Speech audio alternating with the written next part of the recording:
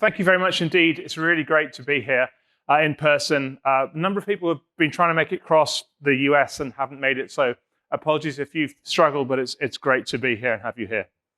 So I wanted to start off with a definition, or the definition of confidential computing from the organization, the Confidential Computing Consortium, which is the industry association.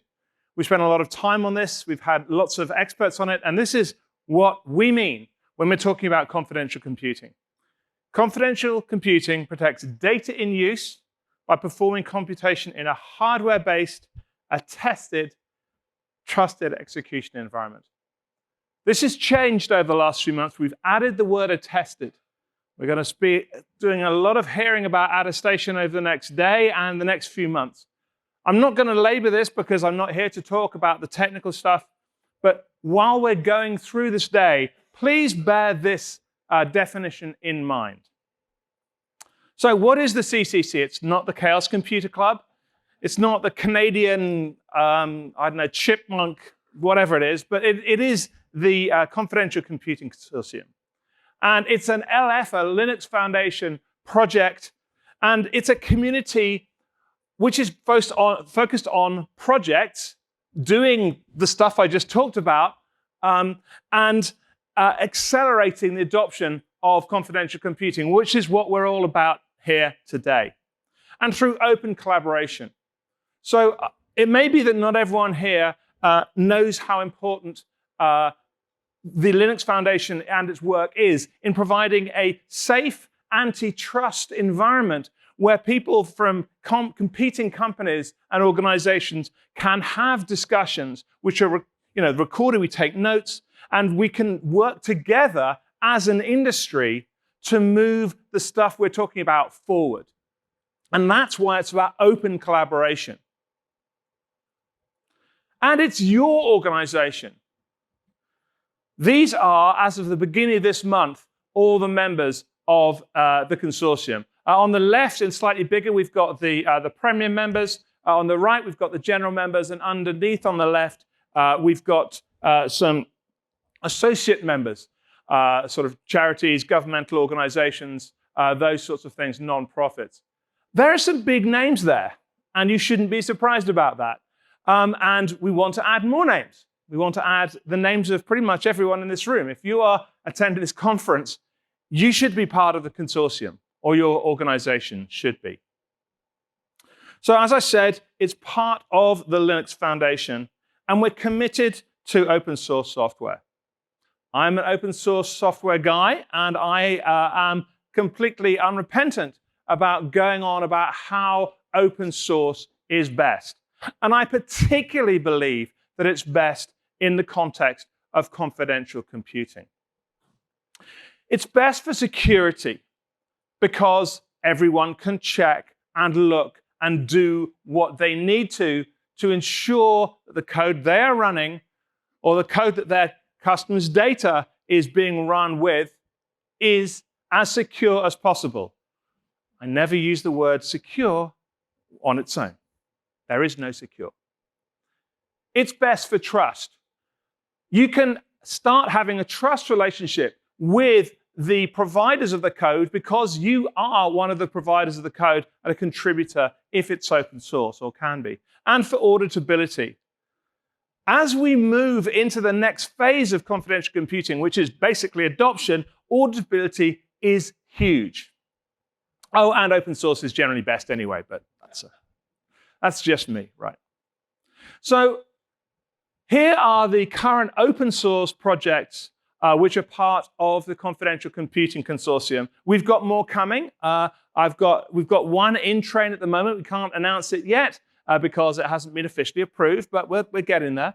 And there's also more on the way. If your organization is doing a confidential computing project, come to us and think about bringing it open source. We can help you with that. So the main thing I wanted to have as the center of this talk was a little chat about the member survey. I joined as the executive director about 3 months ago, and I wanted to find out what we should be doing as an organization. We made it available to all the members, and any other interested parties. We had 41 responses and good coverage. And in a good but also awkward style, we had no obvious don't do this. That's good because it kind of suggests we're doing the right thing, but it also makes it difficult to decide what to prioritize. But that's fine.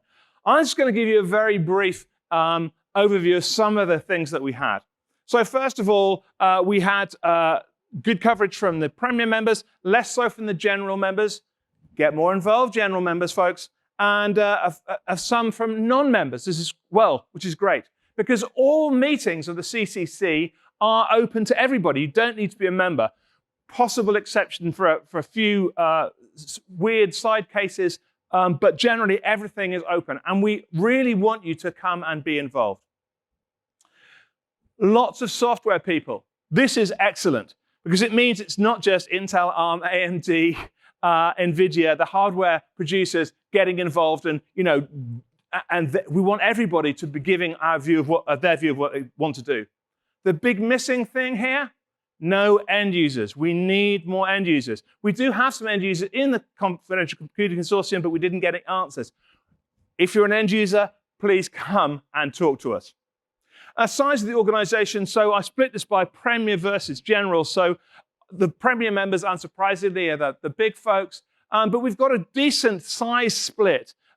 These are some employees down there of different size folks. A fair number of sort of startups in the 1 to 50 employees, and then up to sort of 200 employees getting involved. This is really, really interesting. This is not where people are, their HQs are based, but where they're operating. I didn't do space, and I'm embarrassed because we now have an organization who is actually based doing satellite stuff. So next time I'll do that in Antarctica as well. But Asia Pacific, specifically, loads of stuff going on there. We definitely want to be spending more time helping those folks, but also Latin America. So then I asked, what are the things that you want to be, we think we should be doing? And this information is going to be available to everybody. I'm zipping through it just to give you an idea. But technical standards, academic collaboration, and technical white paper. Red is the mode and blue is the mean here. But nothing that we were doing horribly wrong. What about non-technical stuff? And this is really, really important. So increasing industry awareness. That's where we are as an industry. People don't know enough about confidential computing. I'm sure you've all spoken to customers or colleagues, and they said, confidential what? We need to change that. People need to know what we're talking about. But standards bodies engagement and regulatory engagement, that is going to be key to getting the adoption of what we all care about out there in the market. What other stuff should we be? Well, people want to meet up. So here's an opportunity to meet up, but we're going to look at this as well. But you'll see end user involvement as well. So what are the key things that we are basically looking for a mandate from our members to do? And it's these things. Front and center is industry visibility. We need people to know what we're talking about. Given the billions of dollars that have gone into FHE, fully homomorphic encryption, and the visibility it has, when we have stuff that you can use right now, right? We should be more visible. So just briefly about me, I joined as the exec director about 3 months ago. You can find me here. Wrote the book. I don't have the T-shirt about it today, but my colleagues made me a T-shirt saying, "Have I told you about my book?" recently, because they're nasty like that. But that's fine. But what am I for? And the answer is, I'm hopefully here to make things happen. Executive director. I should be executing directions or directing executions or something. But it's about making things happen. It's not just about doing surveys. It's about taking that and making things happen. But it's got to be based on what our members want, hence the survey. But I need more. I need to know from our members, from you folks, what you want us to do. Get a mandate, perform it. I can come and do speaking to people if you'd like. Can work with external bodies. But I want to be a voice for the members, a voice for the CCC, and an ear for members when you want to speak. Please come and find me. Very much have an open door policy. You can contact me in a variety of ways. But my last slide is this, which is how can you get involved? First of all, you can contribute to those open source projects, right? They're out there, they're open source by definition, things you can be doing. We'd love you to do that. That would be great. But you can attend meetings. As I said, these meetings are open. We're going to be starting some more meetings. And we're also going to be extending some of the time zones we have them to make them more easy to attend.